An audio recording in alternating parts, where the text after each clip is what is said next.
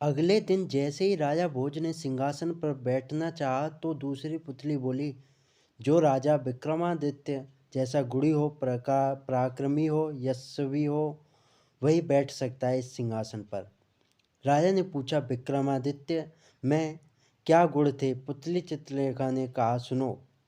एक बार राजा विक्रमादित्य की इच्छा योग साधने की हुई। अपना राजपाट अपने छोटे भाई भृतहरि को सौंपकर अंग में भभूत लगाकर जंगल में चले गए। उसी जंगल में एक ब्राह्मण तपस्या कर रहा था। देवताओं ने प्रसन्न होकर उस ब्राह्मण को एक फल दिया और कहा, जो इस खा लेगा जो इसे खा लेगा वह अमर हो जाएगा। ब्राह्मण ने वह फल को अपनी पत्नी को दे दिया। पत्नी ने उससे कहा, इसे राजा को दे आओ और बदले में कुछ धन ले आओ। ब्राह्मण ने जाकर वह फल राजा को दे दिया। राजा अपनी रानी को बहुत प्यार करता था, उसने वह फल अपनी रानी को दे दिया।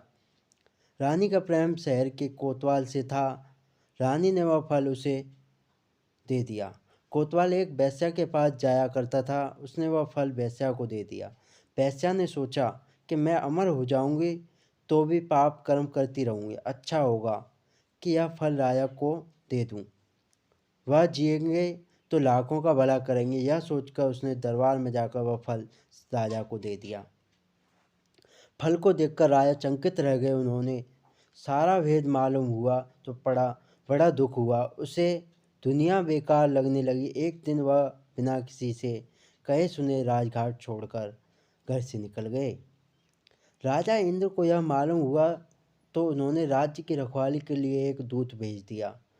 इधर जब राजा विक्रमादित्य की योग साधना पूरी हुई तो वह लौटे। दूत ने उन्हें रोका। विक्रमादित्य ने उससे पूछा तो उसने सब हाल बता दिया। विक्रमादित्य ने अपना नाम बताया, फिर भी दूत ने उन्हें न जाने दिया और बोला, तुम विक्रमादित्य हो तो पहले मुझसे लड़ो। दोनों में लड़ाई हुई। विक्रमादित्य ने उसे पछाड़ दिया। दूत बोला, मुझे छोड़ दो, मैं किसी दिन आपके काम आऊँगा। इतना कहकर पुतली बोली, राजन, क्या आप में इतना पराक्रम है कि इंद्र के दूत को हराकर अपना गुलाम बना सको?